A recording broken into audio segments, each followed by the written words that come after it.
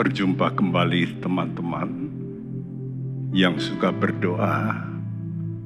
Tuhan Yesus adalah guru utama kita. Dia mengajar perkataan ini, yaitu belajarlah kepadaku, karena aku lemah lembut dan rendah hati. Ini yang harus kita terus belajar. Dan untuk itu kita mesti belajar untuk satu hal yang sangat penting, yaitu kata ketundukan. Kata ketundukan ini hupotasso, artinya tunduk karena ingin keberaturan. Dalam satu organisasi perlu ada namanya peringkat pemimpin, lalu ring pertama, ring kedua, dan sebagainya. Dan disitulah letak yang disebut ketundukan. Karena itu betapa pentingnya roh yang disebut kehambaan, servanthood spirit. Ini sangat-sangat penting. Dan ini dilakukan oleh Tuhan Yesus sendiri pada saat dia berinkarnasi menjadi manusia. Mari kita berdoa. Bapa di sorga, kami mau belajar apa artinya tunduk kepada peraturan-Mu. Kalau kami tunduk pada peraturan-Mu, berarti kami tunduk pada Tuhan yang membuat peraturan. Tuhan didik kami terus untuk memiliki roh kehambaan, sama seperti Engkau. Ya Tuhan kami, Engkau Allah yang mulia, namun Engkau mau turun menjadi hamba. Bukan hanya menjadi manusia, tapi menjadi hamba. Terima kasih Tuhan. Terima kasih. Biar roh ini ada pada kami. Impartasikan dengan Roh-Mu yang kudus. Dalam nama Tuhan Yesus, kami berdoa ya Bapa. Haleluya. Amin. Haleluya. Katakan kepada Tuhan, Tuhan, ini aku Tuhan. Oh Tuhan, akulah hamba-Mu.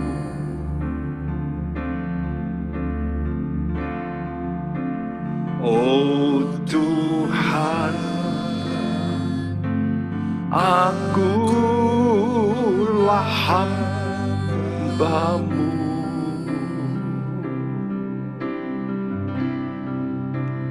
Setiap hari, setiap saat, ku merasa kasih-Mu. Oh Tuhan, akulah hamba-Mu. Oh Tuhan, akulah hamba-Mu Tuhan. Oh Tuhan, akulah hamba-Mu. Biar roh kehambaan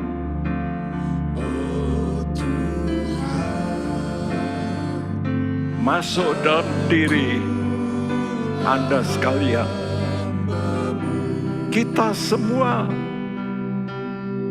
berkata, setiap hari, setiap saat, ku merasa kasih-Mu. Oh Tuhan, akulah hamba-Mu. Deklarasikan pada Tuhan bahwa Engkau mau. Tuhan, Akulah hamba-Mu. Ya Tuhan kami Yesus. Oh Tuhan, akulah hamba-Mu.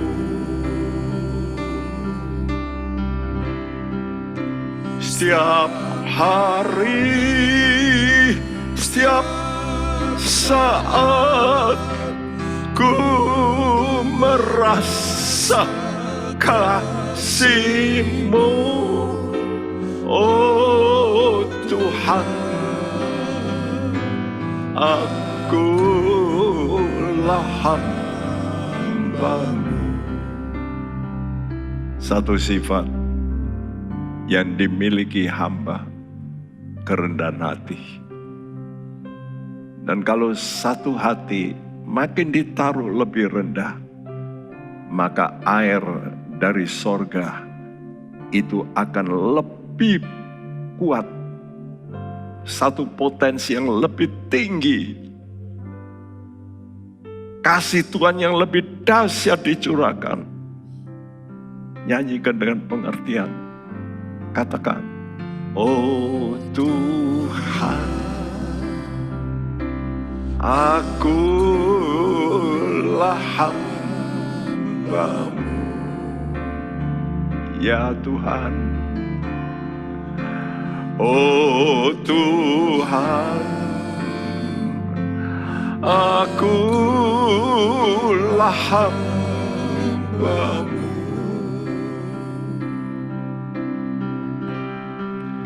Setiap hari, setiap saat ku merasa kasih-Mu, oh Tuhan,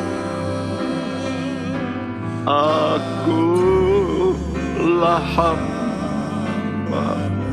Setiap hari, setiap saat Tuhan.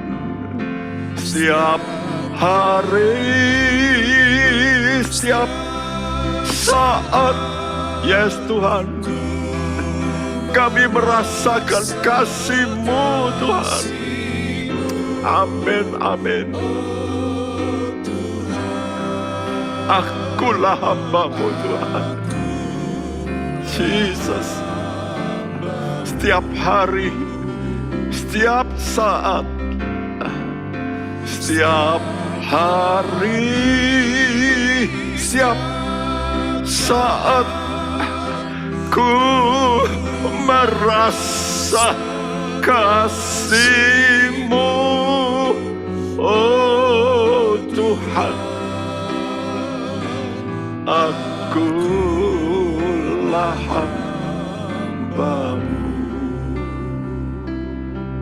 Haleluya. Kami merasakan Tuhan kasih-Mu.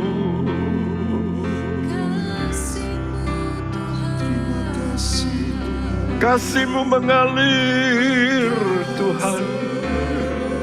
Yes Tuhan. Curahi hati kami.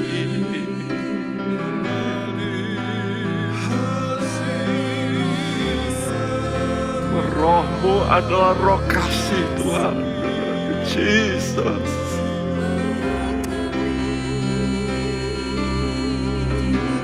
Oh Jesus, Jesus.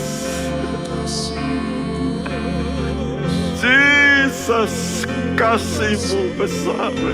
Korasana koresi. Oh Jesus, kirasana karamate. Yes Tuhan.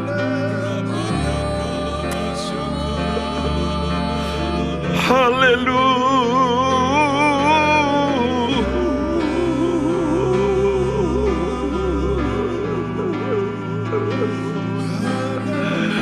mengalir kasih-Mu Tuhan, mengalir Tuhan. Shikarabasus,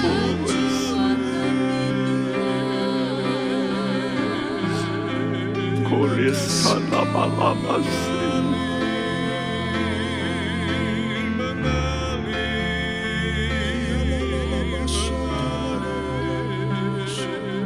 Engkau begitu baik. Engkau mengangkat terus hidup kami. Bukan hanya sebagai hamba, atau sebagai anak yang akan mewarisi. Oh Tuhan, akulah anak-Mu. Oh Tuhan, akulah anak-Mu. Oh Tuhan, akulah anak-Mu. Katakan kepada Tuhan, setiap hari, setiap saat, amin Tuhan, ku merasa kasih-Mu. Oh Tuhan, akulah anak-Mu. Katakan dengan iman, datang kepada Bapa. Oh Tuhan, akulah anak-Mu. Amin Tuhan. Oh Tuhan, akulah anak-Mu. Setiap hari, setiap saat, ku merasa kasih-Mu. Oh Tuhan, akulah anak-Mu. Setiap hari, setiap saat Tuhan. Oh setiap hari, setiap saat, ku merasa kasih-Mu. Oh Tuhan, akulah anak-Mu. Setiap hari, setiap saat, setiap hari, setiap saat, ku merasa kasih-Mu. Oh Tuhan, akulah anak-Mu. Setiap hari, setiap saat,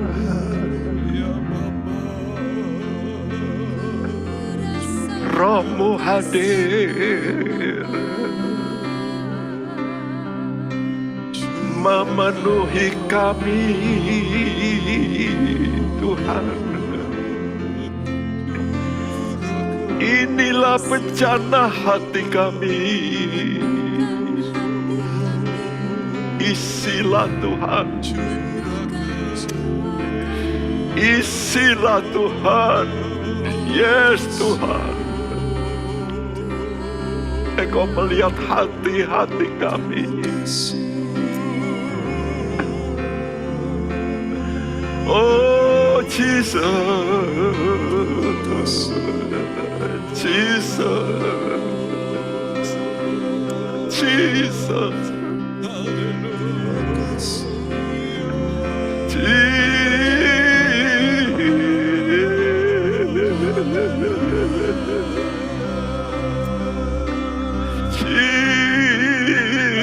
Jesus, Jesus. Oh yes. Sanakarabasi.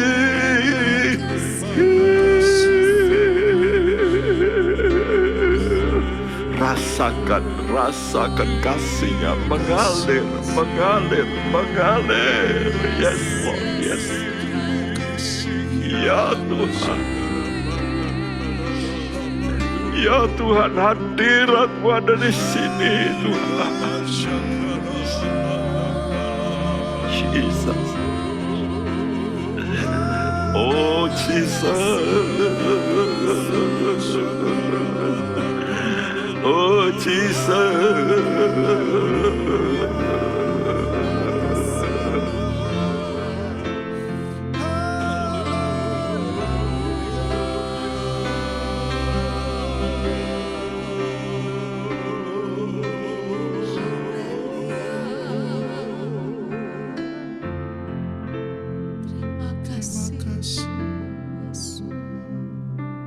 Terima kasih Tuhan. Engkau Allah yang kudus, mau hadir di hati yang membutuhkan, yang merendahkan. Itu janji-Mu. Walau Engkau Allah yang maha tinggi, maha kudus, tapi Engkau mau datang dalam hati yang mau merendahkan diri. Itu janji-Mu. Seperti Yesaya 57 ayat 15. Kami tahu Tuhan, kami butuh kekudusan-Mu. Bicaralah Tuhan, dalam nama Tuhan Yesus. Amin. Saudaraku, 1 Petrus pasal 2 ayat 11 sampai pasal 3 ayat 13 berbicara tentang kesucian dalam hubungan. Jikalau orang mau datang kepada Tuhan dan disambut oleh Tuhan, ada satu kriteria paling penting, yaitu kesucian. Tanpa kesucian, kata Tuhan, seorang pun tidak dapat melihat Allah. Yang pertama, kesucian hidup kita dalam masyarakat. Ayat 11 sampai 12. Karena kita hidup di tengah masyarakat. Dan Tuhan minta supaya kalau kita hidup di tengah masyarakat, jangan kita ikuti perbuatannya yang tidak benar, yang berdosa. Jadilah pendatang seperti orang asing yang baik dalam perbuatan. Supaya mereka melihat, ini loh orang percaya yang benar. Ayat 13-17 berbicara hubungan kita dengan pemerintah. Jadilah warga negara yang berbuat baik, sehingga tidak dapat disalahkan. Ayat 18-20 hubungan karyawan, semua yang menjadi pegawai-pegawai. Bagaimana sikap kita dengan majikan kita? Tuhan kata, layanilah dengan ketaatan. Walaupun majikanmu bengis, luar biasa. Dan hari ini kita bicara hubungan Kristus dengan kita sebagai teladan. Ya, kita sudah membicarakan ini 2 minggu lalu, saudara. Hubungan kita dengan Kristus sang teladan. Apa teladan? Apa teladan kehambaan? Kita disuruh mengikuti jejak Kristus sebagai hamba yang rela menderita. Itu kita sudah terangkan 2 minggu lalu. Hari ini kita melihat, maksud Tuhan bukan hanya kita menjadi hamba, tapi hamba yang bisa kasih contoh kepada orang lain. Hamba yang punya sikap pengajar. Ya. Nah, saudara, engkau bukan hanya menjadi hamba, tapi hamba yang punya kualitas sebagai saksi, sebagai pengajar. Ya, untuk apa? Memelihara jiwa. Luar biasa. Mari kita baca sikap pengajar. pemelihara jiwa dalam ayat 23 sampai 25. Tolong bacakan.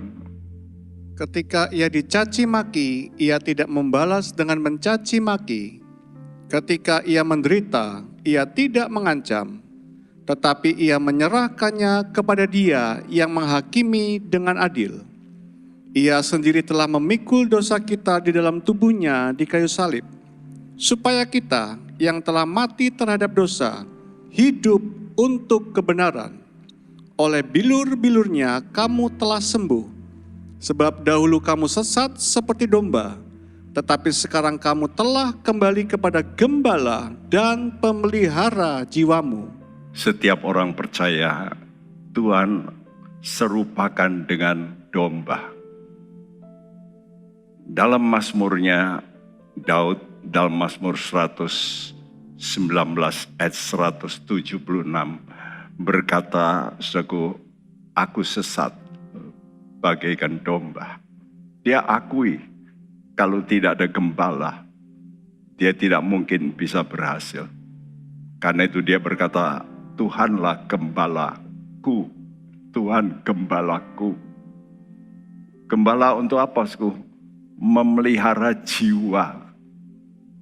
Ya, dan Tuhan kata bahwa dia itu gembala. Dulu kamu sesat, tapi sekarang kamu telah kembali kepada gembala dan pemelihara jiwamu. Ini kuncinya.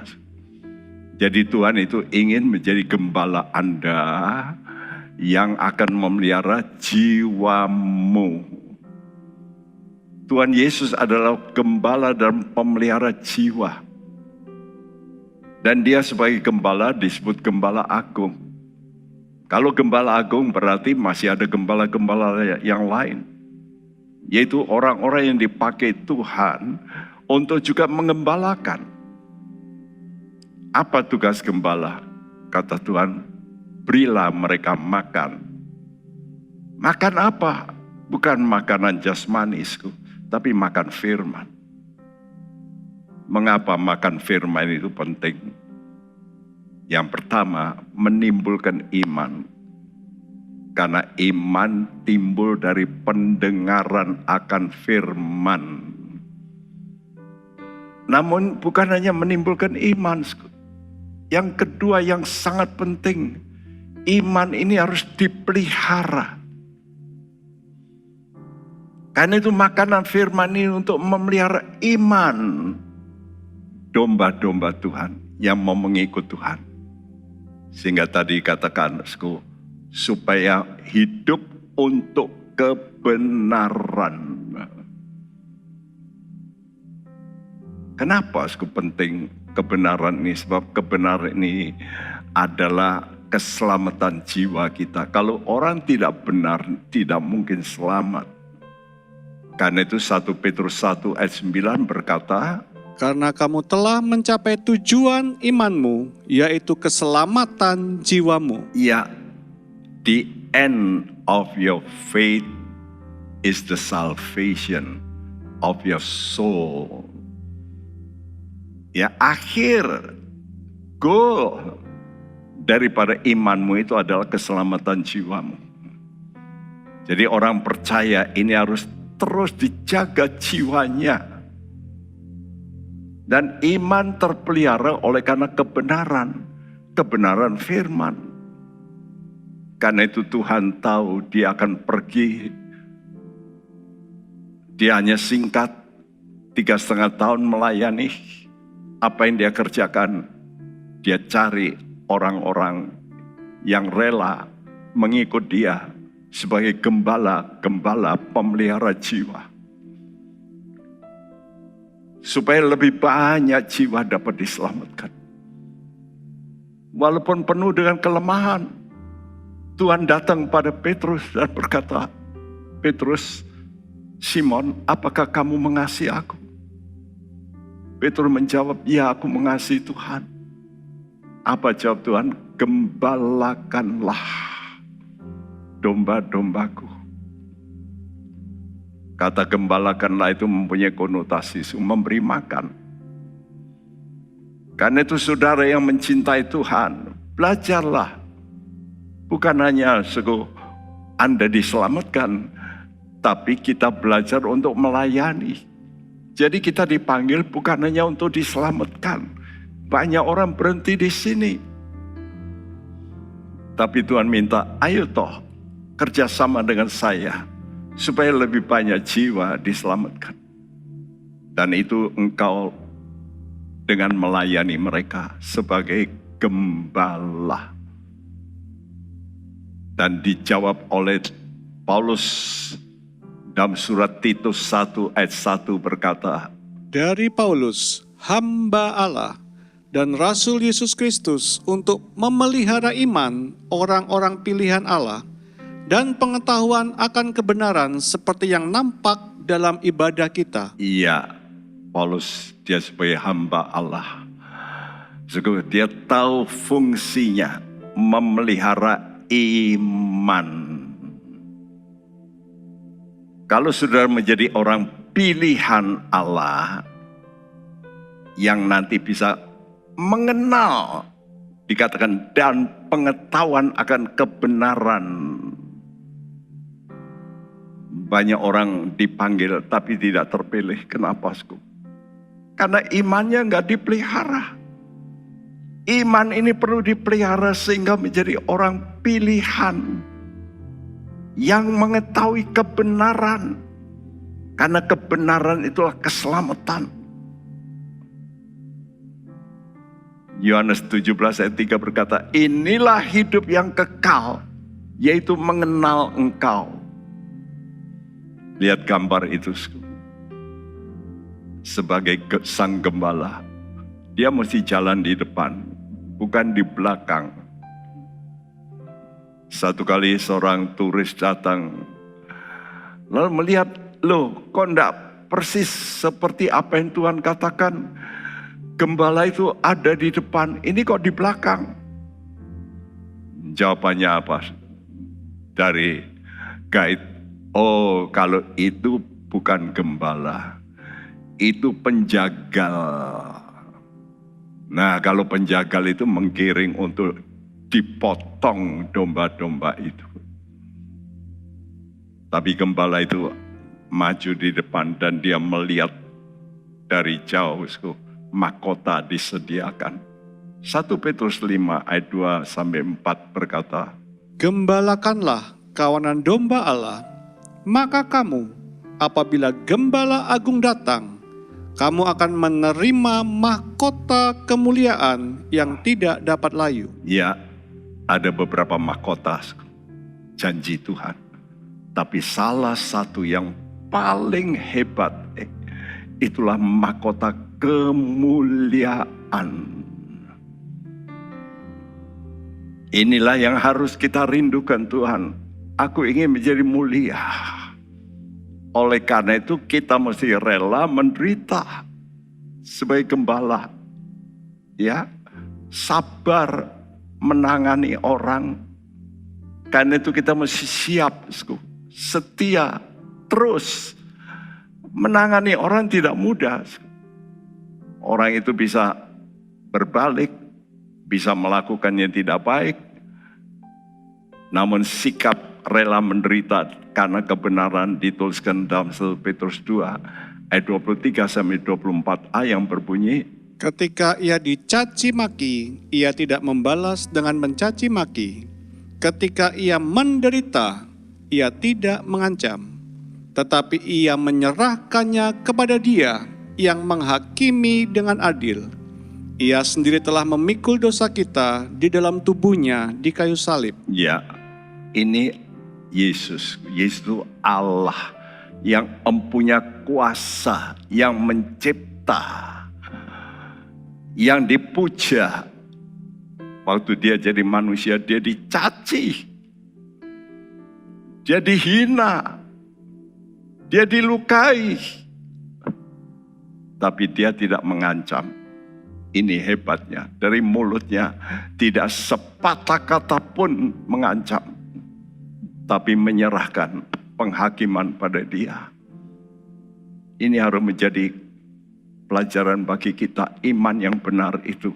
Belajar menanti dan iman yang berkembang menjadi harapan. Dan Yesus sebagai gembala yang baik, dia menjadi imam besar bagi semua manusia yang berdosa. Maka dia sedia untuk korban, dicaci, dicurigai bahkan. Dia mengangkat diri menjadi Allah. Dan memang dia Allah. Saudaraku, bukankah demikian kalau kita mau mendamaikan dua orang yang sedang berselisih. Kadang-kadang kita karena dia berpihak sana. Ya lalu kita dicurigai, ini jangan-jangan main kong kali kong. Itu sering kami hamba Tuhan mengalami. Tapi kita tetap menjadi pengantara yang baik. Seharusnya demikian. Dan Allah menjelma jadi manusia Yesus. Dia berkuasa, tapi dia tidak mau menjadi hakim. Yohanes 3 ayat 17. Sebab Allah mengutus anaknya ke dalam dunia, bukan untuk menghakimi dunia, melainkan untuk menyelamatkannya oleh Dia. Dia datang bukan untuk menghakimi, tapi menyelamatkan. Walaupun dia dihina, walaupun dia diludahi, ditelanjangi, disalibkan, dia tidak marah. Karena dia bukan untuk menghakimi. Tapi ingat, satu kali dia akan datang kedua kali. Dan dia menjadi hakim. Kenapa dia menjadi hakim? Karena dia Allah, tapi manusia. Jadi kalau manusia berdalih, aku nggak kuat. Tuhan kata, aku pernah jadi manusia. Aku kuat karena Tuhan Allahku, kepadanya aku berharap yang memberi kekuatan. Karena itu serahkan hidupmu kepada Tuhan. Dan Tuhan berjanji dalam Yohanes 5 ayat 22 dan 23 yang berkata, Bapa tidak menghakimi siapapun, melainkan telah menyerahkan penghakiman itu seluruhnya kepada anak, supaya semua orang menghormati anak sama seperti mereka menghormati Bapa. Barang siapa tidak menghormati anak, ia juga tidak menghormati Bapa yang mengutus dia. Iya, saudara, satu kali orang-orang yang tidak mau menghormati Yesus yang menjadi manusia, itu sama dengan tidak menghormati Bapa dan akan celaka. Mari kita berdoa bagi orang-orang yang belum mau menerima Yesus sebagai gembala. Dan mari kita buktikan kita mau menurut. Karena itu nyanyikan, Tuhan, aku mau menurut kehendak-Mu. Aku mau memberikan semua untuk mengikuti kehendak-Mu.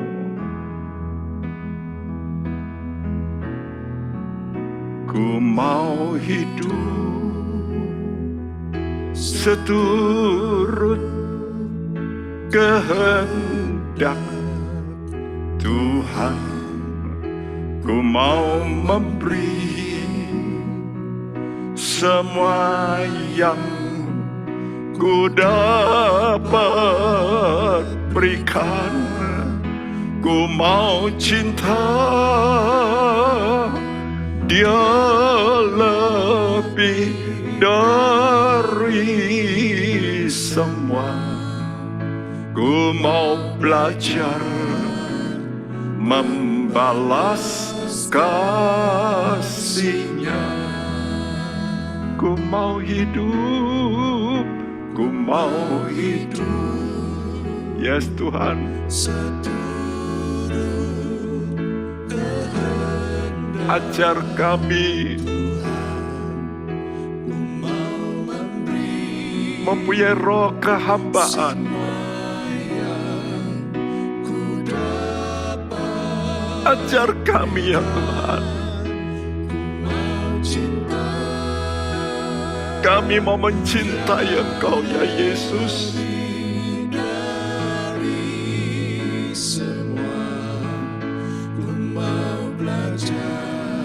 Kami mau balas kasih-Mu. Ku mau hidup, ku mau hidup, yes Tuhan, seturut kehendak Tuhan. Ku mau memberi semua yang ku dapat berikan. Ku mau cinta Dia lebih dari semua. Ku mau belajar membalas kasih-Nya. Ku mau cinta Dia lebih dari semua. Yes Tuhan, katakan pada Tuhan, Engkau mau mencintai Dia. Yes Tuhan, ku mau cinta ya Tuhan. Dia lebih dari semua. Ku mau belajar membalas kasih-Nya. Ku mau belajar. Ku mau belajar membalas kasih-Nya.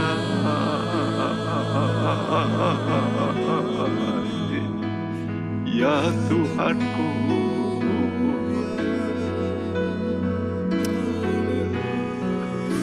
kami bersyukur Tuhan. Kami memuji nama-Mu Tuhan. Jesus, Jesus, Kau Yase,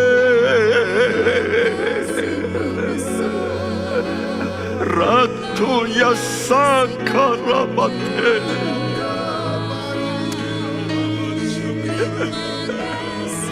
Oh yes Tuhan, ya Tuhan.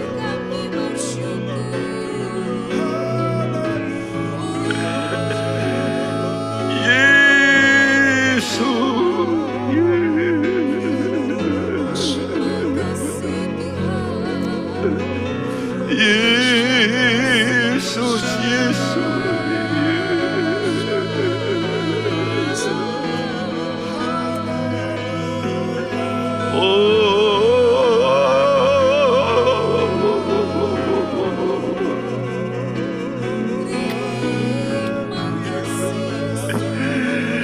ya Tuhanku, ya Salabaseke.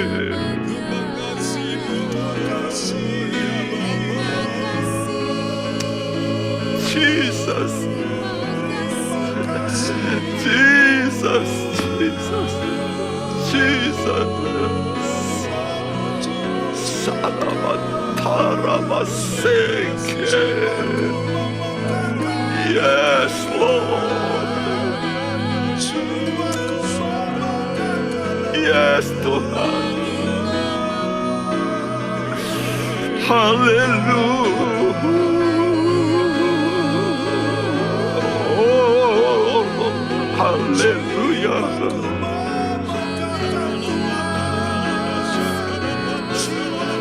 Jesus, Jesus, Jesus. Namamu indah.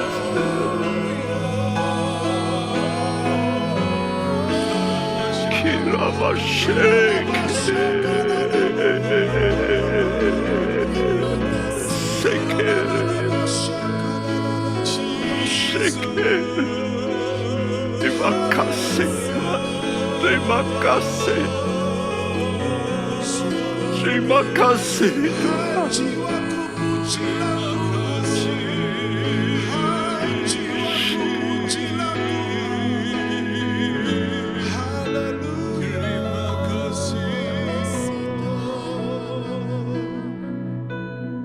Terima kasih Tuhan. Dan terus bimbing kami mengerti apa arti hidup yang sebenarnya. Dalam nama-Mu Tuhan Yesus kami berdoa. Amin. Saudaraku, banyak orang berkata, apa itu hidup sukses? Hidup berhasil di dunia, kaya, dihormati, memang benar. Tapi itu sebagian sukses.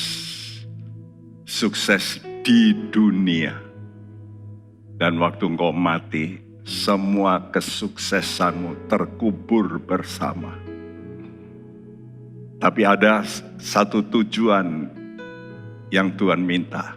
Kalau engkau sukses, berarti engkau membawa orang lain hidup untuk kebenaran.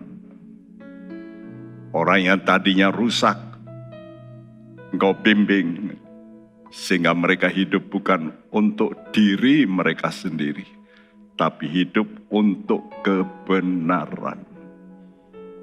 Sekarang orang ini berlomba-lomba di dunia bagaimana hidup untuk diri sendiri. Tapi semua itu berakhir di liang lahat. Dan berhentilah semua ambisi untuk hidup sendiri di sana. Terkubur. Tapi kalau Anda hidup untuk kebenaran, ingat kebenaran itu tidak pernah berubah. Tapi segala kemewahan, semua bisa berubah. Hidup bukan untuk kemewahan. Hidup bukan untuk materi. Tapi hidup untuk kebenaran.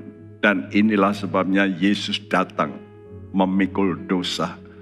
1 Petrus 2 ayat 24-25 berkata, Ia sendiri telah memikul dosa kita di dalam tubuhnya di kayu salib, supaya kita yang telah mati terhadap dosa, hidup untuk kebenaran. Oleh bilur-bilurnya kamu telah sembuh, sebab dahulu kamu sesat seperti domba, tetapi sekarang kamu telah kembali kepada gembala dan pemelihara jiwamu. Oh Tuhan, kita gembala dan pemelihara jiwa. Supaya jiwa kita selamat. Dia rela untuk memikul dosa manusia. Dikatakan di kayu salib. Supaya kita yang telah mati terhadap dosa. Apa artinya mati terhadap dosa? Mati itu berarti cukup berhenti terhadap dosa. Banyak orang Kristen berkata, bagaimana kita bisa berhenti berdosa? Aneh ya. Tuhan datang untuk membuat kita berhenti terpisah dari dosa. Dan hidup kita beralih menjadi hidup untuk kebenaran saja. Bukan untuk dosa. Dosa itu pelanggaran kepada Tuhan.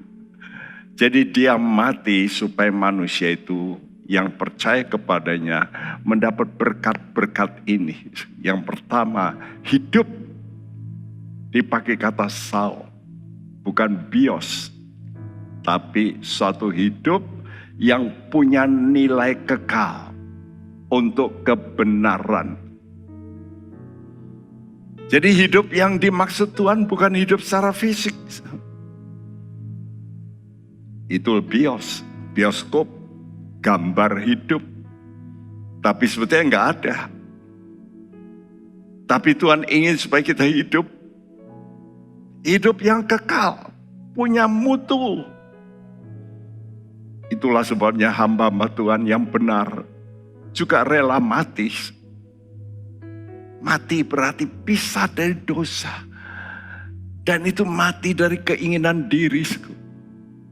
Kami hamba-hamba Tuhan harus menjauh dari keinginan mencari kekayaan. Saya memulai bukan mencari kekayaan. Bahkan semua kekayaan saya berikan. Sampai kepada arloji yang ada di tangan saya berikan pada Tuhan. Dan saya mau mengikut Yesus. Dan Tuhan tidak pernah hutang. Dia cukupkan kehidupan saya dengan cara yang banyak ajaib. Hidup untuk kebenaran ini harus menjadi keinginan kita supaya orang lain bisa mengalami itu. Dan ini dilakukan oleh Paulus dalam 2 Korintus 4 ayat 11 dan 12. Sebab kami yang masih hidup ini terus-menerus diserahkan kepada maut karena Yesus, supaya juga hidup Yesus menjadi nyata di dalam tubuh kami yang fana ini. Maka demikianlah maut giat di dalam diri kami, dan hidup giat di dalam kamu. Haleluya, hidup giat dalam diri kamu. Luar biasa, Sku. Paulus ingin mengimpartasikan kehidupan Kristus. Untuk ini dia rela, Sku, diserahkan pada maut, kematian. Dia dulu dihormati sebagai anak buah guru paling top. Tapi waktu dia menerima Yesus, dia dikejar-kejar, mau dibunuh berkali-kali, dicambuk, dihina, dilempari batu. Supaya apa? Supaya hidup Yesus ternyata terjadi dalam hidup Paulus. Luar biasa. Bukan saja itu hadiahnya.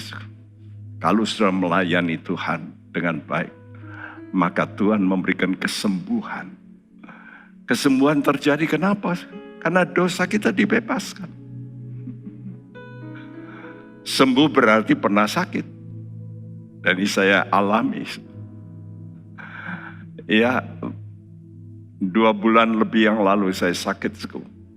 Jantung saya terganggu. Tapi Tuhan sembuhkan. Karena saya masih diberi tugas oleh Tuhan untuk menyelesaikan.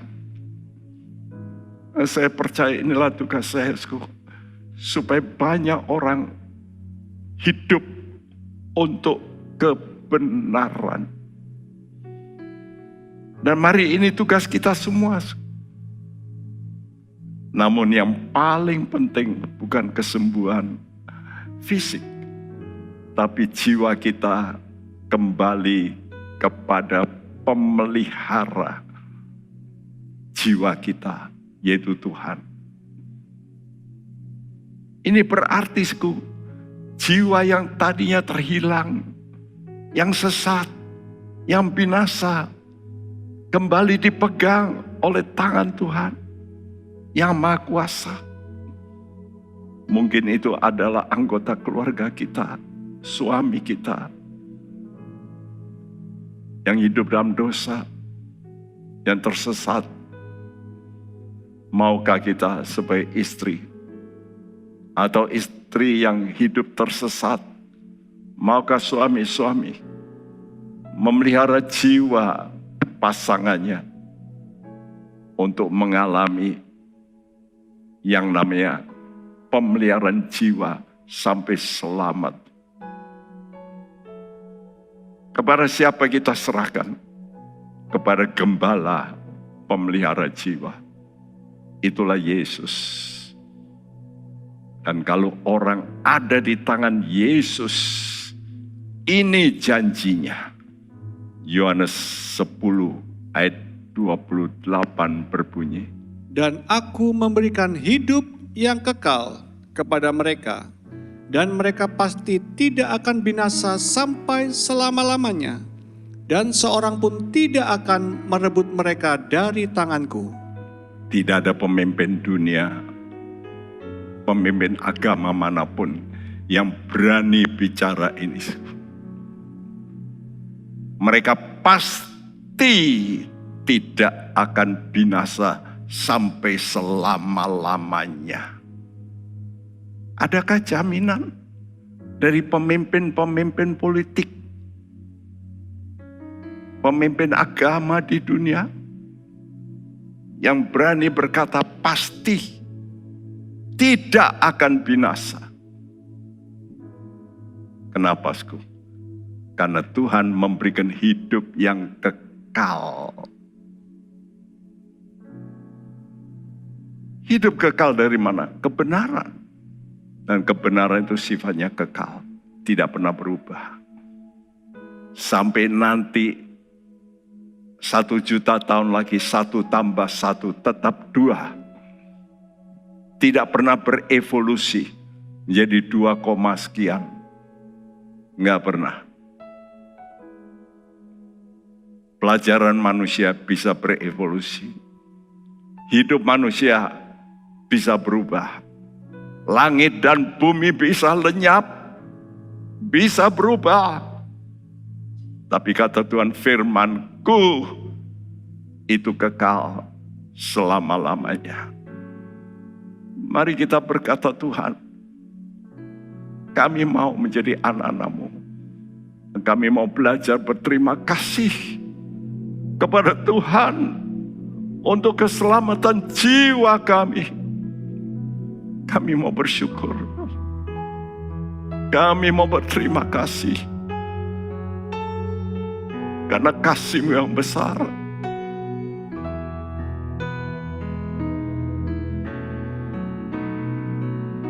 Terima kasih, oh Tuhanku, buat keselamatan jiwaku. Terima kasih buat cinta-Mu, rahmat heran kaya bagiku.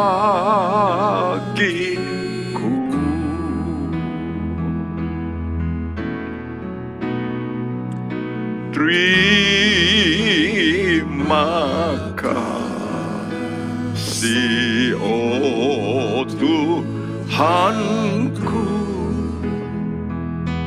buat keselamatan jiwaku.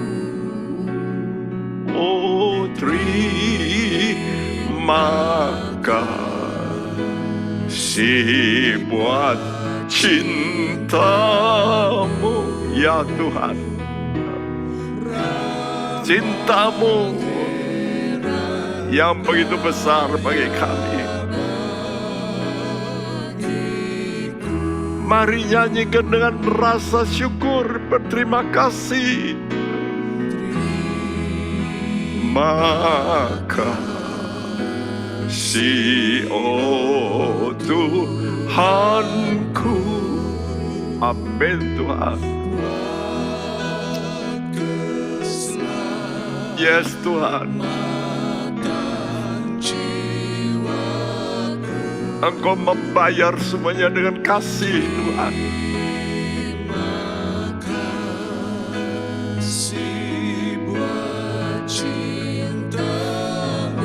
Karena rahmat-Mu heran,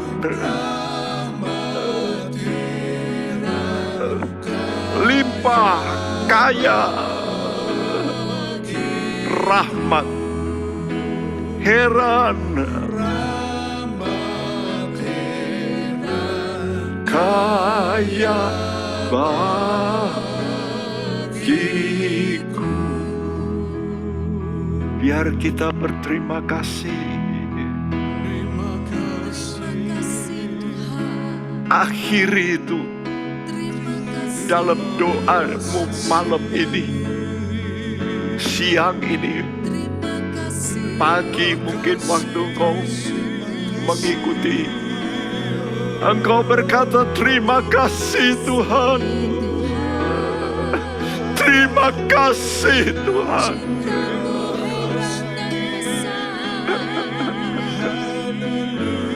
Jiwa kami selamat. Jiwa kami selamat. Terima kasih Tuhan.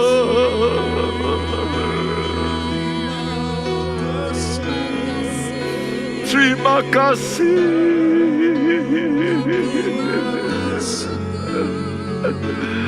Mari teman-teman bersyukur, berterima kasih. Ucapkan syukurmu. Terima kasih. Terima kasih Tuhan. Oh Jesus. Terima kasih. Terima kasih.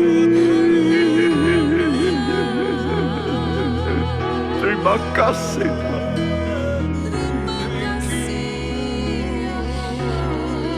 Terima kasih Tuhan.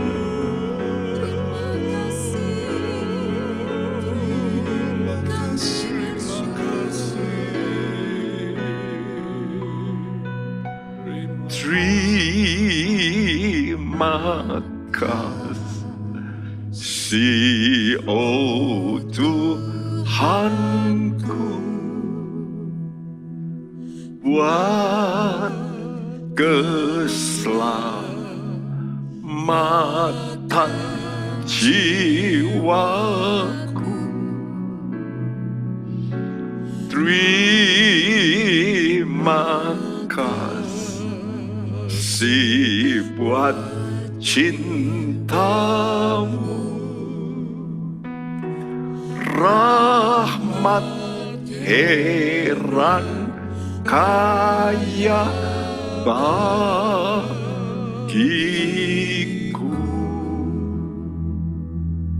Itulah yang kami dapat utarakan,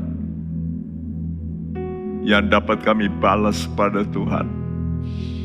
Kami tidak dapat membalas sesuatu yang besar kepadamu,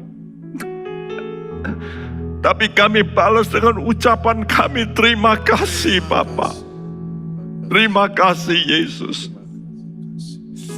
dan terima kasih Roh Kudus yang mencurai kami dengan kasih Bapa, kasih Yesus, kasih Kristus, supaya kami bisa mencintai Engkau Bapa.